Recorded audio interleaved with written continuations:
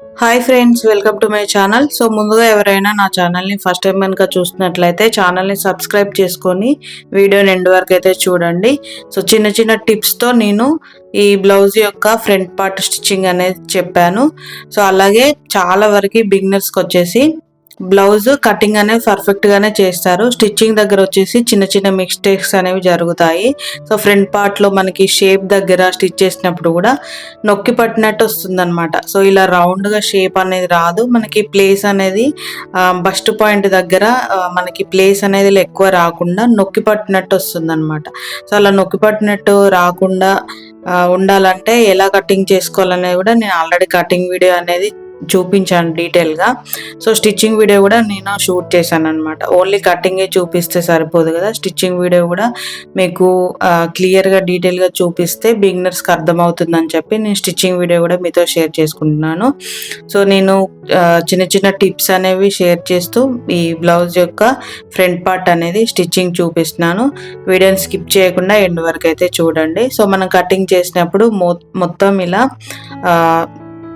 Lining ఫ్యాబ్రిక్ని main ఫ్యాబ్రిక్ని కలిపి ఇలా cutting అనేది చేసి చుట్టి పెట్టాము కదా. సో వాటిని ఇప్పుడు నేను సపరేట్ చేశాను అనమాట. సో సపరేట్ చేసి సో మనకి పీసెస్ అనేవి మెయిన్ ఫ్యాబ్రిక్ అలాగే లైనింగ్ ఫ్యాబ్రిక్ని కలుపుతూ మనం జాయింట్ స్టిచ్ అనేది వేసుకుంటాం నార్మల్గా అయితే బ్లౌజ్కి. కాకపోతే నేను ఈ బ్లౌజ్కి వచ్చేసి సెల్ఫ్ పైపింగ్ అయితే వేసాను అనమాట. సో సెల్ఫ్ పైపింగ్ అనేది వేస్తే బ్లౌజెస్ అనేవి చాలా నీట్గా ఉంటాయి అన్నమాట. సో మనకి ఫినిషింగ్ అనేది కూడా బాగుంటుంది. సో నేను ఇలా సెల్ఫ్ పైపింగ్ అనేది వేయడం కోసం మనం బ్లౌజ్ కట్ చేయగా మిగిలిన మెయిన్ ఫ్యాబ్రిక్ ఉంది కదా, సో అందులోనే ఇలా చిన్న చిన్నగా నేను ఎక్కడైతే క్లాత్ అనేది వెళ్తుందో చూసుకొని అక్కడ నేను క్రాస్ పీసెస్ అనేవి కట్ చేస్తున్నాను అనమాట. సో ఇలా చిన్న చిన్న పీసెస్ అనేవి వెళ్ళాయి. సో వీటిని నేను ఇప్పుడు జాయింట్ అనేది వేసి థ్రెడ్ పైపింగ్ సెల్ఫ్ పైపింగ్ అనేది వేసాను అనమాట. సో మనకి ఎప్పుడైనా ఆపోజిట్ కలర్స్ ఏమైనా ఉంటే మనం గోల్డ్ కానీ సిల్వర్ కానీ లేకపోతే ఆ శారీలో వచ్చిన కలర్ కానీ ఏదైనా వేయచ్చు. కాకపోతే ఈ శారీకి వచ్చేసి నాకు టోటల్ ఈ బ్లౌజ్ పీస్ ఎలా అయితే ఉందో అలానే ఉందన్నమాట. సో వచ్చిన మిగతా ప్రింట్ కూడా సెల్ఫ్గా వచ్చినట్టే ఉంది, అందులో కాంట్రాస్ట్గా ఏం లేదు. సో అందుకోసం నేను సెల్ఫ్గా థ్రెడ్ పైపింగ్ అయితే వేసాను. సో ఇలా మనకి థ్రెడ్ పైపింగ్ ఆపోజిట్ కలర్ వేయాల్సినప్పుడు ఆప్షన్ అనేది లేకపోతే ఇలా సెల్ఫ్గా అయినా వేయచ్చు. మనకు ఫినిషింగ్ అనేది బాగుంటుంది అనమాట. సో నెక్ పీస్ మనం కాటన్ పీస్ లైనింగ్ పీస్ వేసిన దానికంటే సో ఇలా మనం ఎప్పుడైనా కూడా సెల్ఫ్ థ్రెడ్ పైపింగ్ వేస్తే నీట్గా ఉంటుంది. ఒకసారి మీరు కూడా ట్రై చేయండి మీ బ్లౌజ్లకి. సో అందుకోసమే నేను ఓన్లీ ఫ్రంట్ పార్ట్ స్టిచ్చింగ్ అదే మనకి షేప్ దగ్గర చూపించకుండా ఈ సెల్ఫ్ పైపింగ్ వేసి కూడా చూపిస్తున్నాను. సో ఇలా పీసెస్ అనేవి జాయింట్ అనేది వేసుకున్న తర్వాత సో ఇలా మనం ముందుగా రెడీ చేసుకున్న ఈ పీస్ మధ్యలో థ్రెడ్ అనేది పెట్టి నేను స్టిచ్ అనేది చేస్తున్నాను. సో మీరు వీడియోని జాగ్రత్తగా గమనిస్తూ అయితే చూడండి ఫ్రెండ్స్. నేను 1 ఇంచ్ క్లాత్ అనేది తీసుకున్నాను కదా, సో ఆ క్లాత్లో వచ్చేసి ఈ థ్రెడ్ మనకి పైపింగ్ థ్రెడ్ అనేది పెట్టి నేను ఒక స్టిచ్ అనేది వేస్తున్నాను అనమాట. సో ఈ స్టిచ్ అనేది వేసినప్పుడు కూడా మీరు ఒకసారి గమనించండి. సో నేను లెఫ్ట్ హ్యాండ్తో వేలుతో నేను థ్రెడ్ అనేది కనిపించేలాగా నేను టైట్గా పట్టుకొని స్టిచ్ అనేది వేస్తున్నాను అనమాట. సో మనం వేలుతో ఇలా అంటే మనకి అది ఆల్రెడీ లైన్ లాగా కనిపిస్తుంది. సో దాని పక్కనే ఇలా మనం కుట్టు అనేది వేసుకుంటూ వెళ్తే సరిపోతుంది. సో నేను ఇప్పుడు జాక్ F4 మిషన్ ఆల్రెడీ మిషన్కి వచ్చిన పాదంతోనే నేను ఈ థ్రెడ్ అనేది మనకి పైపింగ్ అనేది నేను స్టిచ్ చేశాను. సో ఇది మనకి చాలా వరకు బిగినర్స్కి థ్రెడ్ పైన కుట్టు అనేది పడుతుంది. సో అలా పడకుండా ఎలా మనం థ్రెడ్ పైపింగ్ అనేది స్టిచ్ చేసుకోవాలో కూడా నేను మీకు నెక్స్ట్ వీడియోలో ఆపోజిట్ కలర్ ఏమైనా స్టిచ్ చేసినప్పుడు మీకు క్లియర్గా అయితే చూపిస్తాను. సో ఇప్పుడైతే నేను సెల్ఫ్గా వేసాను కాబట్టి నేను మీకు చూపిస్తాను. సో ముందుగా మనం పైపింగ్ అనేది రెడీ చేసుకున్నాం కదా, సో దాన్ని ఇలా ఫ్రంట్ పార్ట్ నెక్కి వచ్చేసి నేను స్టిచ్ అనేది వేస్తున్నాను అనమాట. సో మనం ఎప్పుడైనా ఈ పైపింగ్ మనకి ఇన్విజిబుల్ పైపింగ్ లాగా వేసినప్పుడు ఎప్పుడైనా కూడా ఒకే వైపుకి మనకి స్టిచ్ అనేది పడే ఛాన్సెస్ ఉంటుందన్నమాట. సో ఇలా మనం మధ్యలో కట్ చేయకుండా డైరెక్ట్ జాయింట్ అనేది అలానే ఉంచేసి, సో ఫ్రంట్ పార్ట్కి 2 వైపులా మనం ఈ రెడీ చేసుకున్న పైపింగ్ ఈ క్లాత్ ఉంది కదా, సో దీని జాయింట్ అనేది వేసుకోవాలి. సో వేసుకుంటే మనకి కన్ఫ్యూజ్ అవ్వకుండా ఉంటాం అన్నమాట. సో అలా వేసుకున్న తర్వాత ఇప్పుడు వచ్చేసి మెయిన్ క్లాత్ వైపుకి నేను ఈ ఇన్విజిబుల్ పైపింగ్ వేసే క్లాత్ అనేది లైనింగ్ కత్కి వేసాను కదా, సో అది లోపలికి వెళ్ళేలాగా వేసాను అనమాట. సో మీరు వీడియోని 1-2 సార్లు గమనించండి. సో వేసి మెయిన్ ఫ్యాబ్రిక్ని ఈ లైనింగ్ ఫ్యాబ్రిక్ని కలుపుతూ మనం ముందు స్టిచ్ అనేది వేసాం కదా, సో ఆ స్టిచ్ పైనే స్టిచ్ అనేది పడేలాగా మళ్ళీ ఇంకొక స్టిచ్ అనేది వేసి చిన్న చిన్న కట్స్ అయితే ఇచ్చాను. సో ఇచ్చిన తర్వాత మళ్ళీ నేను టాప్ స్టిచ్ అనేది వేస్తున్నాను. సో ఈ టాప్ స్టిచ్ కూడా వచ్చేసి థ్రెడ్ పక్కనే పడేలాగా వేయాలి. సో అలా వేస్తే మనకి ఫినిషింగ్ అనేది బాగుంటుంది. సో ఇలా వేసుకున్న తర్వాత ఒకసారి ఇలా మొత్తం సెట్ చేసుకొని, సో మనకి మూలల దగ్గర కూడా అలా పర్ఫెక్ట్గా ఒకసారి చేయితో అనుకొని, సో తర్వాత మనకి మెయిన్ క్లాత్ పైన పడకుండా అలాగే పైపింగ్ దారం పైన పడకుండా మధ్యలో స్టిచ్ అనేది వచ్చేలాగా వేసుకోవాలన్నమాట. సో వేసుకుంటే మనకి పర్ఫెక్ట్గా ఉంటుంది. చూసారు కదా, ఇలా వేసుకున్న తర్వాత మెయిన్ ఫ్యాబ్రిక్ని లైనింగ్ ఫ్యాబ్రిక్ని కలుపుతూ జాయింట్ స్టిచ్ అనేది వేసుకొని ఎక్స్ట్రా ఫ్యాబ్రిక్ మొత్తాన్ని కట్ చేయాలి. సో ఇప్పుడు నేను ఒక వైపు పీస్ ఎలా అయితే స్టిచ్ చేశానో సేమ్ ఇదే విధంగా ఇంకొక వైపు పార్ట్ని కూడా సేమ్ ఇదే విధంగా స్టిచ్ అనేది వేసుకోవాలి. సో నేను ఇన్విజిబుల్ పైపింగ్ వేసింది ఆపోజిట్ కలర్ వేసిన బ్లౌజ్ ఏదైనా స్టిచ్ చేసినప్పుడు మీకు క్లియర్గా చూపిస్తాను. సో ఇందులో మీకు ఒకవేళ అర్థం కాకపోతే నాకు కింద కామెంట్ సెక్షన్లో అడగండి. నేను డీటెయిల్గా కూడా మీకు ఓన్లీ ఇన్విజిబుల్ థ్రెడ్ పైపింగ్ వేసింది సపరేట్గా నేను వీడియో అనేది పెడతాను. సో తర్వాత మనం కటింగ్ చేసుకున్నప్పుడు ఒకే వైపు మార్కింగ్ అనేది చేసుకున్నాం కదా, సో మార్కింగ్ మీద నుంచి ఇంకొకసారి మార్కర్తో మొత్తం మార్కింగ్ అనేది చేసి ఇంకొక వైపు మనకి పడేలాగా ఇలా క్లాత్ మొత్తం సెట్ చేసుకొని ఒకసారి ఇలా ట్యాప్ చేయండి. ట్యాప్ చేస్తే ఏమవుతుందంటే మనం ఒక సైడ్ క్లాత్కి థిక్గా లైన్స్ అనేవి గీసాం కదా, సో మనకి ఆ లైన్స్ అనేవి ఇంకొక వైపు లేని సైడ్ మనకి పడిపోతుంది అనమాట. సో అప్పుడు స్టిచ్చింగ్ చేయడం ఈజీ అవుతుంది. సో ఆల్రెడీ మనం కటింగ్లో కూడా మనం గుర్తు కోసం కచ్చకాలు అనేవి ఇస్తాం కదా, సో అలా అయినా తెలుస్తుంది. కాకపోతే బిగినర్స్కి లైన్స్ అనేవి ఉంటే స్టిచ్చింగ్ అనేది మనకి ఈజీ అవుతుంది అనమాట.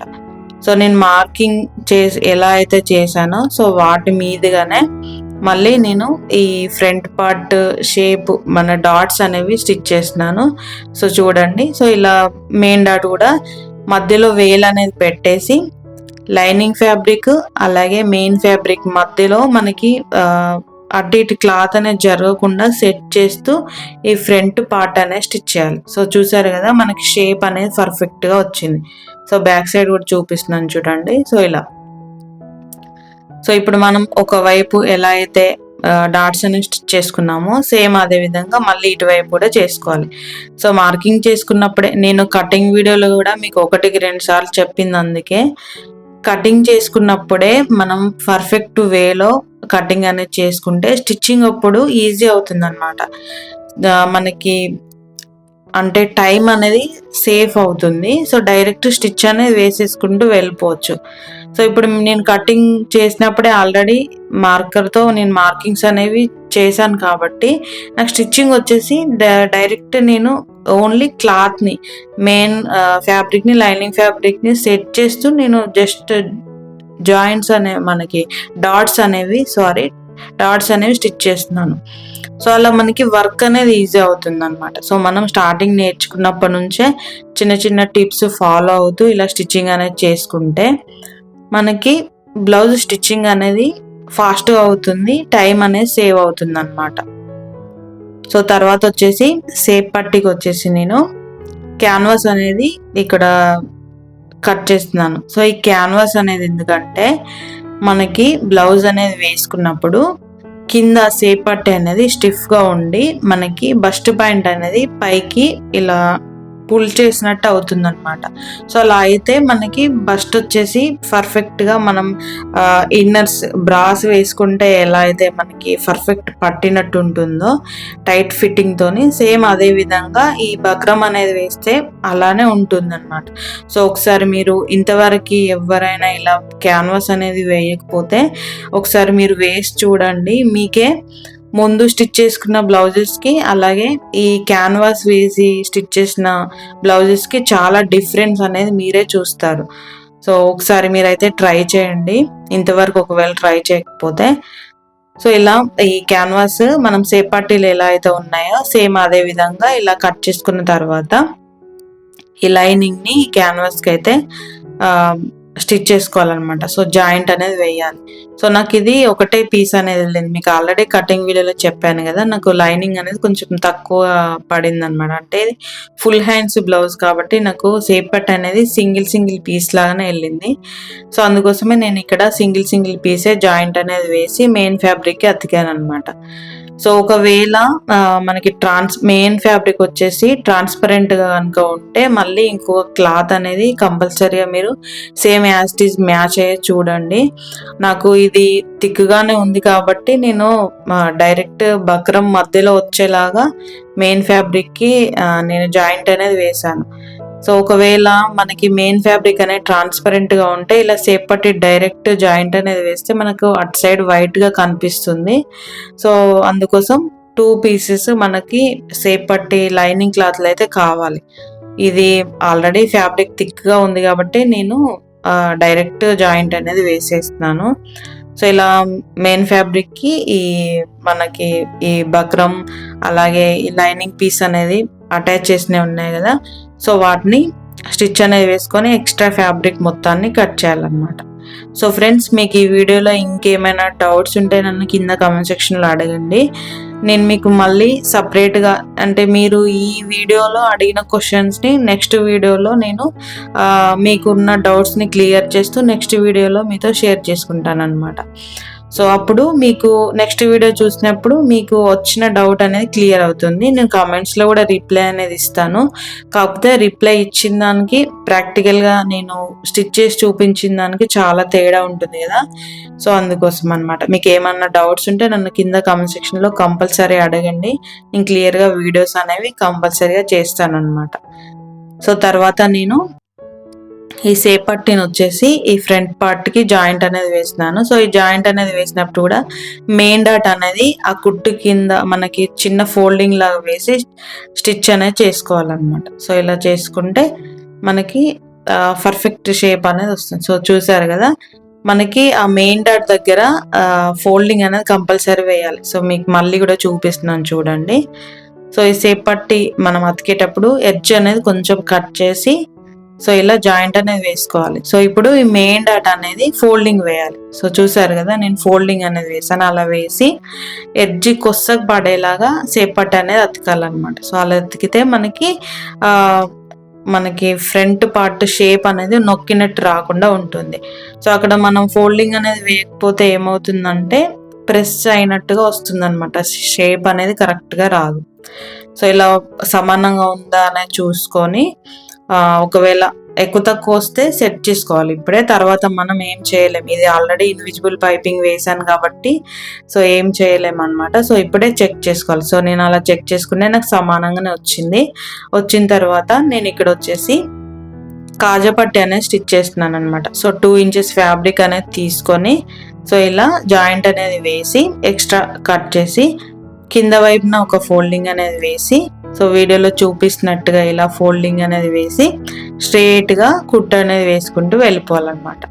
సో మనం ఈ స్టిచ్చెస్ అనేవి వేసినప్పుడు టాప్ స్టిచ్చెస్ ఎప్పుడైనా కూడా స్ట్రెయిట్గా ఎడ్జెస్కి మంచిగా నీట్గా వచ్చేలాగా స్టిచ్ అనేది చేసుకోవాలి. సో బిగినర్స్ మనం స్టార్టింగ్ స్టేజ్ నుంచే కొంచెం స్లోగా బ్లౌజ్ కుట్టడం నేర్చుకుంటే మనకి స్ట్రెయిట్గా వస్తుందన్నమాట. పైకి కనిపించే టాప్ స్టిచ్చెస్ ఏవైనా కూడా నీట్గా వేయాలి. సో చూసారు కదా, ఇలా లైన్స్ అనేవి స్ట్రెయిట్గా వచ్చాయి. సో అలా వేసుకోవడం నేర్చుకుంటే బ్లౌజ్ మన కస్టమర్స్ చూడగానే అట్రాక్ట్ అవుతారనమాట. ఫినిషింగ్ బాగుందని చెప్పి మళ్ళీ ఇస్తారు. సో తర్వాత ఇప్పుడు నేను కాజా పట్టి స్టిచ్ చేసిన తర్వాత ఉక్స్ పట్టి కూడా జాయింట్ అనేది వేసిన. సో ఉక్స్ పట్టి జాయింట్ అనేది వేసినప్పుడు మనం బ్యాక్ సైడ్ నడుము పట్టికి బొద్దున్న పార్ట్ ఎలా అయితే మనం కట్ చేసి వేస్తామో, సో అదే పీస్ని నేను ఇక్కడ కూడా మనకి లైనింగ్లో బొద్దు పార్ట్ అనేది ఉంటుంది కదా, సో దాన్ని నేను ఇక్కడ హుక్స్ పట్టి అయితే స్టిచ్ చేస్తున్నాను అనమాట. సో ఇలా ఎడ్జ్కి మన కొస్తకి ఫోల్డింగ్ అనేది వేసి, సో ఇలా మళ్ళీ అది ఓపెన్ ఉంటుంది కదా, సో దాన్ని కూడా నేను ఇలా స్టిచ్ అనేది వేస్తున్నాను అనమాట.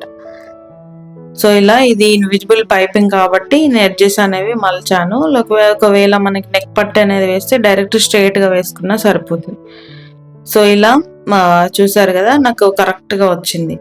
సో ఇలా చూసుకుంటూ 1కి 2 సార్లు చూసుకుంటూ బ్లౌజ్ అనేది స్టిచ్ చేస్తే ఫినిషింగ్లో వచ్చేసి మనకి మిస్ అవ్వకుండా పర్ఫెక్ట్గా ఉంటుంది అనమాట. సో మీరు సేపట్టి కూడా ఒకసారి క్యాన్వాస్ అనేది స్టిచ్ చేసి చూడండి, మీకు పర్ఫెక్ట్గా వస్తుందన్నమాట. మీరు ఇంతవరకు నార్మల్గా స్టిచ్ చేసుకుంటే ఒకసారి ఆ బక్రం వేసి చూడండి. మనకి ఆ క్యాన్వాస్ వేసిన స్టిఫ్నెస్ వల్ల మనకి బస్ట్ పాయింట్ అనేది మంచిగా పర్ఫెక్ట్గా ఉంటుందన్నమాట.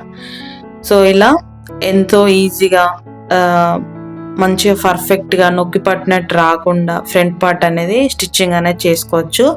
మీరు 1కి 2 సార్లు మంచిగా నెమ్మదిగా బ్లౌజ్ అనేది స్టిచ్ చేయడం నేర్చుకోండి. ఈ వీడియోలో ఇంకేమైనా డౌట్స్ ఉంటే కూడా నన్ను కింద కామెంట్ సెక్షన్లో అడగండి. సో మీరు చూస్తున్నారు కదా, షేప్ అనేది చాలా పర్ఫెక్ట్గా వచ్చింది. సో వీడియో నచ్చితే కనుక ఒక లైక్ చేయండి, మీ ఫ్రెండ్స్ అండ్ ఫ్యామిలీ కూడా షేర్ చేయండి. స్టిచ్చింగ్ అంటే ఇంట్రెస్ట్ ఉన్న వాళ్ళకి నా ఛానల్ అయితే సజెషన్ చేయండి. సో ఒక లైక్ చేస్తే కూడా నాకు ఇంకొంతమందికి ఈ వీడియో అనేది వెళ్తుందన్నమాట. సో వీడియో నచ్చితే కనుక కామెంట్ కూడా చేయండి, నాకు కొంచెం బూస్టప్గా ఉంటుంది ఇంకొన్ని వీడియోస్ పెట్టడానికి. వీడియోని ఇంతవరకు చూసినందుకు థ్యాంక్ యూ సో మచ్. మళ్ళీ కలుద్దాం మరొక వీడియోలో.